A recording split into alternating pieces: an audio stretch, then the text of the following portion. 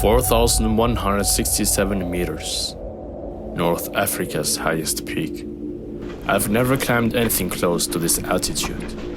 No experience at real elevation. No proper training. No supplements. No hiking background. Nothing. I went in raw.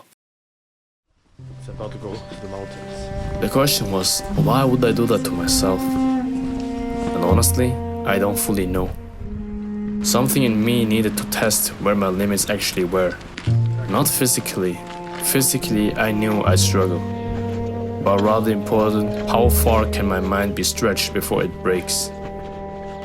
Because in life, that's what matters most. Not the strength of your body, but the strength of your mind. So I flew to Marrakesh, booked a guide, and gave myself 2 days to climb one of Africa's most iconic mountains. And this is how it went.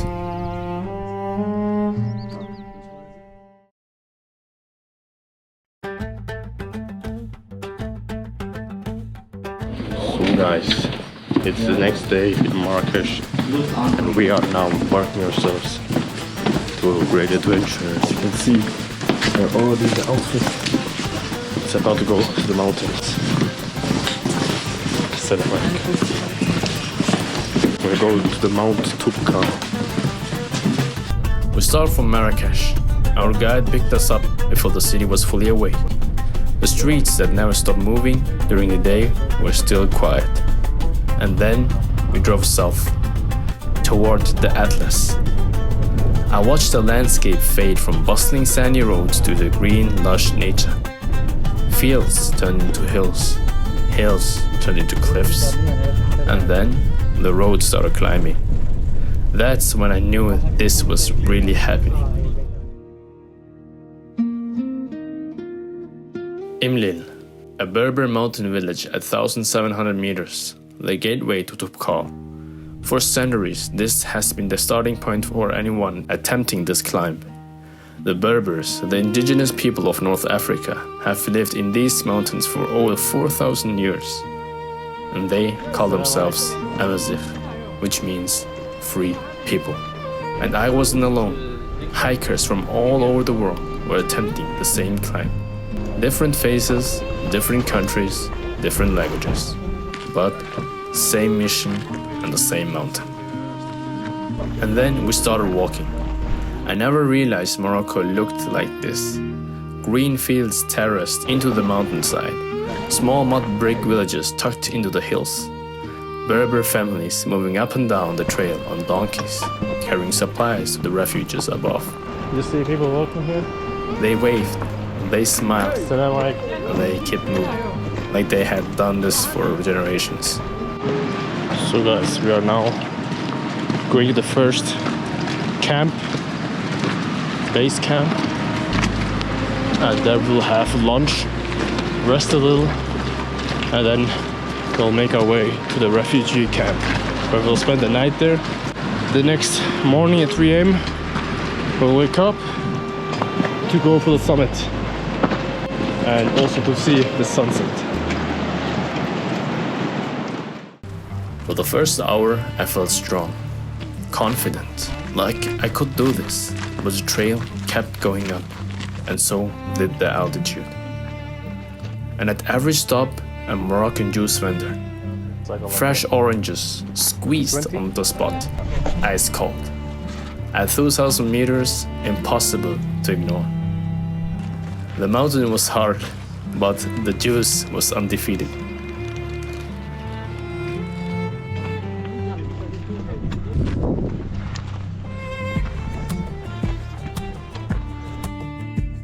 So guys, we're now on 2,200 meters,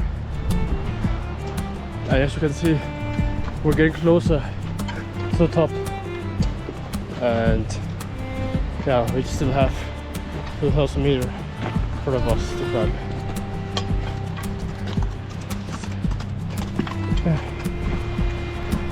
We got this. Willpower, guys, willpower.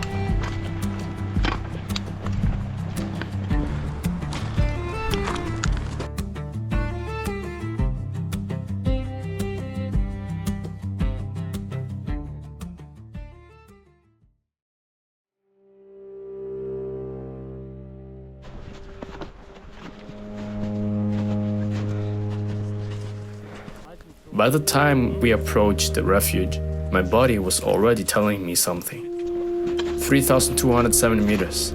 The air was thinner. The temperature was dropping. But somehow, I was sweating in the snow. I was exhausted. You could see it on my face. But I told myself, I've come this far. I've got this. Finally, we reached the refuge just before sunset. 3,207 meters, the last stop before the summit. A stone shelter built into the mountainside, home for one night to climbers from every part of the world. I took my boots off, my legs finally could rest. Someone handed me tea, and for a moment, everything was still.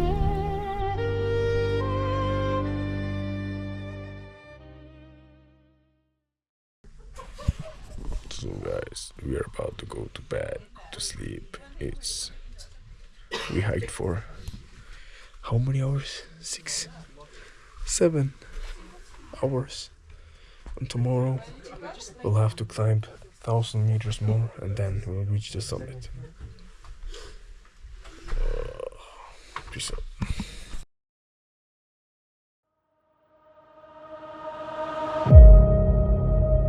3 a.m., pitch black. Everyone in the refuge got up at the same time. Ate quickly, geared up, barely spoke. Adrian, Leo, and I stepped outside into the cold.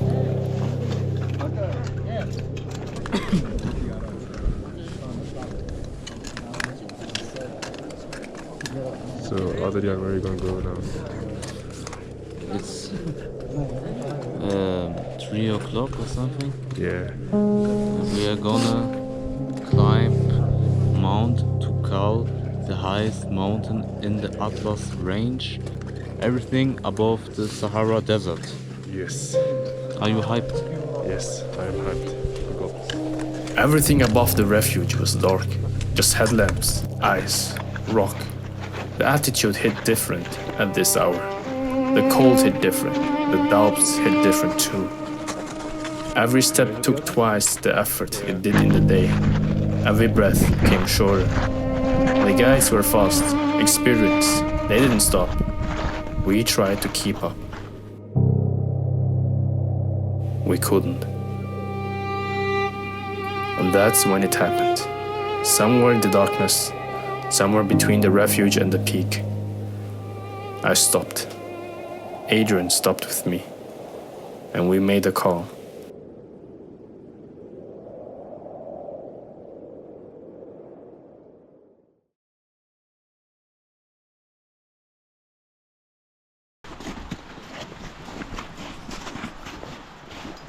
We are going now down towards the pickup station from the village Ibn Lil, where we started off our journey to the Atlas mountain, or should I say Toubkal mountain. And yeah, it's pretty fun. Unfortunately, me and Adrian were not able to summit the peak, so the other friend was able to do it solo. But anyways, we still made it to 3.2 kilometers height. It's our first time doing such a thing, and yeah, it was a good experience. I was able to know my limits, and yeah, to be here is just good enough because you can see how beautiful this area is. Coming down was harder than going up. Not physically. Physically, it was easier. But you spent hours thinking about the choice you made, about the top you didn't reach, about the meters that were left, about the version of yourself that couldn't push through. The guides who continued, they made it. Our friend made it. But us two didn't. Adrian, where are you gonna go now? On camera, I was talking about the Moroccan houses, about their colors, their mud walls, the way they're built, trying to sound normal.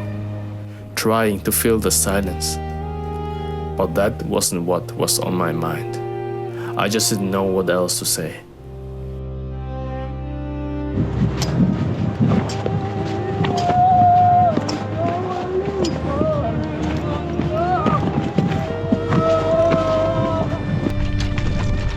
And when we finally reached the base, I looked back up. On the mountain, I hadn't finished, and something felt off. Not just disappointment, something else I didn't have words for yet. It's been 4 months since I stood on that mountain, and I'm still thinking about it. Toubkal is 4,167 meters. I made it around 3,600. For weeks, all I could think about was those last 567 meters. The ones I didn't finish. The ones I'll never get back from that day.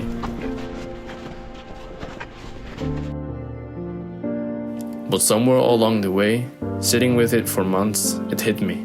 I was so focused on the top I didn't reach that I forgot the 3,600 meters I already had. Every step, every hour, every breath at altitude, all of it real. All of it was mine. The mountain didn't take that from me. Only my ego did. I got humbled up there. I found out I'm not as strong as I thought I was. I found out my mind gave up before my body did. I found out I need to train, to prepare, to respect what I am attempting before I attempt it. But I also found out something else, that the 3,600 meters were still mine. That failing to reach the top doesn't erase what you did to get there. That you can be defeated by something and still be stronger for having tried it. We got this. Willpower, guys, willpower. Both things are true. The mountain didn't defeat me. I did. And I'm still sitting with that. Some lessons don't wrap up neatly. Some journeys don't end at the top. Some of them end 567 meters short, with a view of what you didn't finish, and the honesty of knowing why. So, was it worth it? Attempting something I wasn't ready for? Yeah, because I found out something about myself I couldn't have found any other way. That when it gets hard, like really hard, I need to remember one thing. The next time I'm standing in 3,600 meters, deciding whether to keep going or turn back, I shouldn't give up too quickly. I need to keep going.